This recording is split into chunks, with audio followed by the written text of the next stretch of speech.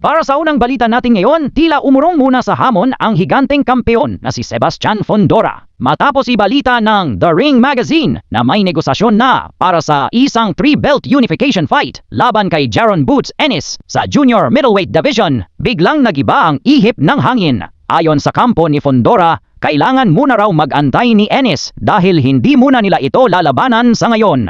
Sa halip, mas pinili ng promoter ni Fundora na harapin ang kanyang mandatory challenger na si Ermal Hadribej mula sa Albania. Isang boksingerong wala pang talo na may 23 wins at 8 knockouts. Dahil dito, inulan ng batikos si Fundora mula sa mga fans na sabik nang makita ang tapatang Fundora at Ennis. Mas pinili raw kasi ng kampo nito ang hindi ganong kilalang kalaban. Lipat naman tayo sa isa pang paborito nating boksingero, ang ganggas ng Pinas na si John Riel Casimero. Sa kasamaang palad, mukhang mainit ang dugo sa kanya ng ilang Japanese fans ngayon, kabady. Ayaw kasi nilang bigyan ng tsansa si Cuadro Alas na makalaban ang kanilang kampeon na si Naoya Inoue. Kung matatandaang tinawag ni Casimero si Inoue na Japanese Turtle.